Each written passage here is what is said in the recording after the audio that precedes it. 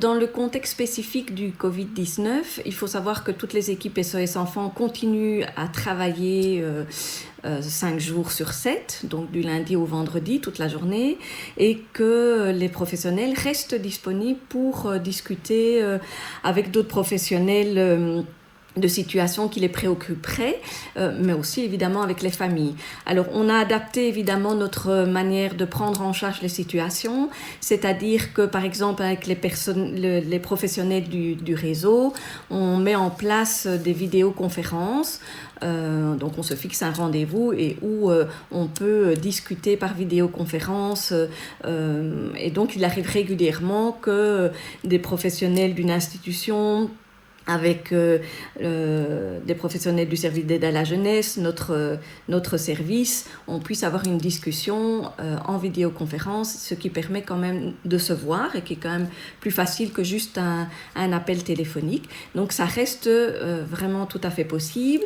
Et en ce qui concerne les familles, on travaille beaucoup aussi par vidéoconsultation en binôme. Donc un psychologue et un travailleur social se connectent en même temps avec la famille, ce qui permet de faire quand même des entretiens de consultation régulières avec la famille, mais aussi avec les enfants.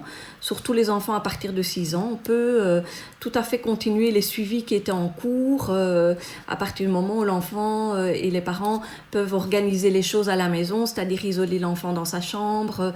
Et les professionnels de notre service, on a mis en place toute une série d'outils qu'on peut utiliser avec la famille, mais je me dis aussi qu'un éducateur pourrait utiliser à certains moments d'institution ou quoi. Donc par exemple, je peux vous montrer, il y a des petits livres destinés aux enfants. Bon, celui-ci c'est Petits malheurs et grandes catastrophes, un guide pour aider les enfants à les affronter. Donc on peut le lire à travers la caméra, mais aussi tout ce qui est des émoticônes, pour demander comment l'enfant se sent, ce genre de choses par exemple. Voilà, où on voit, je suis content, j'ai peur, je suis fatiguée, je suis en colère, je suis inquiet, je suis triste. Et on peut demander à l'enfant, avec le parent à côté de lui parfois, chacun peut se positionner. Mais on a aussi confectionné chacun de chez soi une petite boîte à outils où on peut prendre différents petits personnages auxquels la famille, les parents, les enfants peuvent s'identifier. On va lui demander, tiens, qu'est-ce qu'il choisirait pour papa, pour maman, mais aussi on peut inclure les parents dans cette dynamique-là. Ça permet de faire parler la famille autour d'un média, c'est parfois plus facile que juste par l'intermédiaire de la vidéo. C'est parfois plus facile pour le parent ou pour l'enfant de parler à travers un média. Et il ne faut pas sous-estimer l'apport qu'apportent quand même les vidéoconsultations, vraiment. Ça peut faire peur au départ, on peut vraiment avoir l'impression que ça ne va pas marcher. Et je vous assure que pour toute une série de familles, en fait, ça permet même la libération de la parole. Donc vraiment, il ne faut pas hésiter à mettre ça en place. C'est vraiment un outil qui est intéressant dans la plupart des familles et qui permet vraiment la libération de la parole. Et à partir du moment où un parent peut dire qu'il est en difficulté, que ça déborde, on peut alors réfléchir avec lui à des solutions un peu plus concrètes. Alors, soit c'est à quel moment est-ce que la situation est particulièrement tendue, qu'est-ce qu'on peut mettre en place, est-ce que, si c'est souvent au moment du repas ou après le repas, est-ce qu'on peut faire une petite balade après coup, est-ce qu'on peut s'isoler chacun, le temps de souffler, est-ce que... c'est de réfléchir vraiment très concrètement avec la famille à ce qu'ils peuvent mettre en place.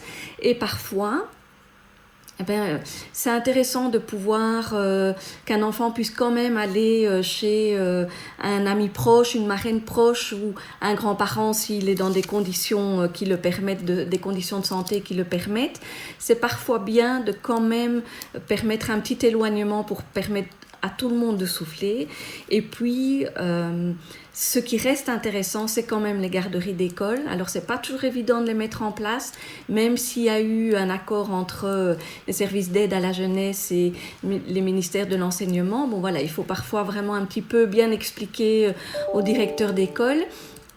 l'intérêt de cette mesure-là, mais ça permet parfois de mettre un filet de sécurité supplémentaire dans ces familles où tout s'échauffe. Et c'est clair que le fait que le confinement perdure et soit encore plus long, jusqu'au 3 mai minimum, les familles ont besoin de sentir qu'on ne les laisse pas tomber. Donc beaucoup de familles nous disent qu'ils ont l'impression que la société les laisse tomber parce que ils n'ont plus l'aide familiale, ils n'ont plus les services éducatifs à domicile.